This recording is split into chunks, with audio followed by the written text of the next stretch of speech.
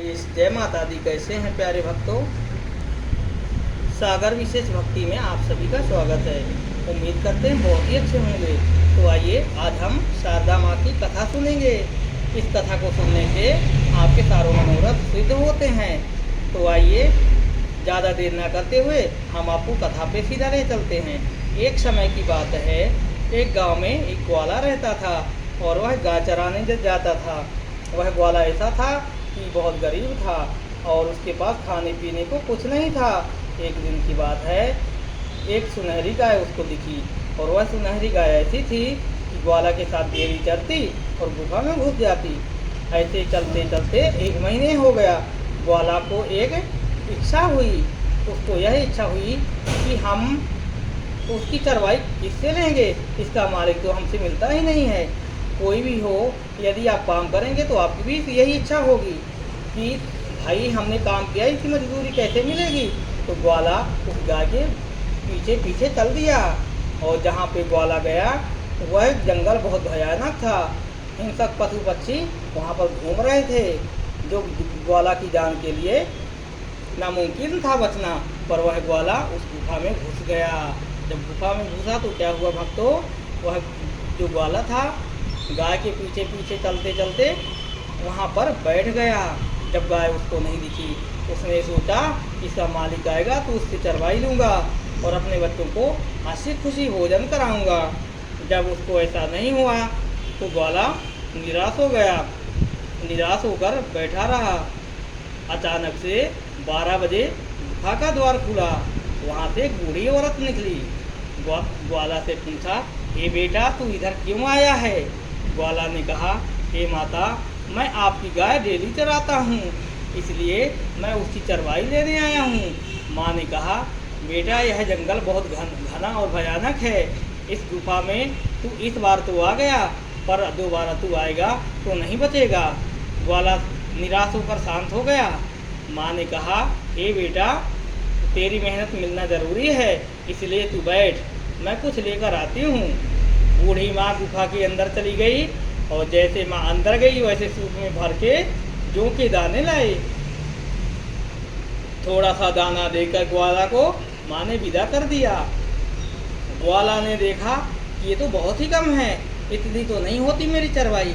ग्वाला ने क्या किया, जौ के दाने को वहीं पर फेंक दिया रास्ते में। भक्तों क्या हुआ, जब ग्वाला घर पहुंचा तो उसके घर वालों ने कहा, हे बेटा तू इतना देर क्यों हो गया। ग्वाला ने कहा, एक माँ थी, उसकी मैं चरवाई लेने गया था, पर माँ ने मुझे कुछ भी नहीं दिया। जब ग्वाला ने अपनी तौलिया को झाड़ा, उसी समय बड़े बड़े हीरे मोती माणिक जवाहर आदि गिर गए और मोहरे। ग्वाला यह देखकर परेशान हो गया कि ये मैंने क्या कर दिया। उस माँ ने तो मुझे ठीक ही दिया था। ग्वाला उसको ढूंढने के लिए चल दिया, पर वह उसको नहीं मिला। ग्वाला इससे निराश होकर परेशान हो गया और वह प्रातःकाल होते ही राजा के घर गया। कहा, हे राजन, कल मैं गाय चराने गया था, वहाँ पर एक घटना घटी। राजा ने कहा, कौन सी घटना घटी, बोलता क्यों नहीं। ग्वाला ने कहा, हुजूर यदि मैं उस घटना के बारे में बताऊंगा तो आप मुझे सजा तो नहीं दोगे। राजा ने कहा, पहले तू तो बताएगा तो सही है, नहीं बताएगा तब तो तुझे सजा मिलनी ही है।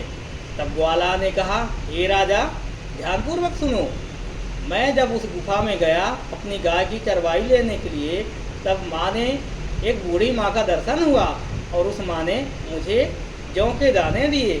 जब जौ के दाने दिए तो मैं उसको थोड़ी सी चरवाई समझकर फेंक दिया और जब मैं घर गया उसको झाड़ा तो वहाँ पर जौ के दाने जो थे सोना चांदी हीरा आदि मणिक बन चुके थे।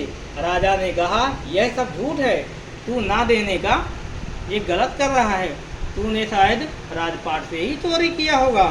ग्वाला बेचारा परेशान हो गया, यह मैंने क्या कर दिया। ग्वाला जाकर घर में सोया। तभी माँ मैहर के राजा दुर्जन सिंह जो ग्वाला से बात कर रहे थे उनके सम्मुख खड़ी हो गई। बोली, हे राजा, मैं चंडी भवानी शारदा हूँ और तो सुन, तू एक काम कर, तू कल सुबह होते ही मेरा मढ़िया बनवा दे, इससे तेरे सारे मनोरथ सिद्ध हो जाएंगे। राजा ने कहा, आप कौन हो?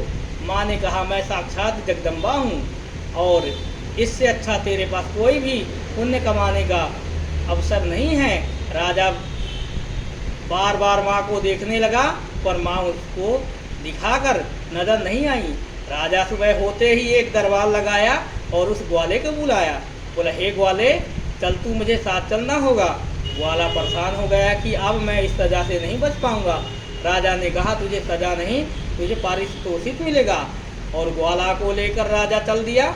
जब चला तो वहाँ पर क्या हुआ भक्तों, बहुत सारा जंगल था और वह जंगल पेड़ पौधों से भरा हुआ था। राजा ने सभी जंगलों को कटवा कर माँ के लिए एक सुंदर सा रास्ता बनवाया और मढ़िया का निर्माण करके राजा माता का गुणगान करने लगे। 1000 सीढ़ियाँ चढ़कर जो माता के धाम पर जाते हैं उनकी इच्छा माता स्वयं ही पूरी करती हैं। और माँ के यहाँ बसंत पंचमी का दिन बहुत ही शुभ माना गया है। जो कोई बसंत पंचमी के दिन माता की आराधना करता है, माता की वंदना करता है, उनकी सारी मनोरथ पूर्ण होती हैं। माँ के दरबार पे जो भी कोई जाता है खाली हाथ कभी नहीं आता।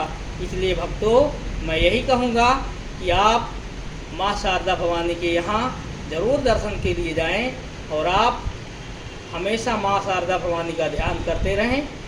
तब तक के लिए हम मिलेंगे एक नए वीडियो में। तब तक के लिए नमस्कार। जय श्री राम, जय माता दी।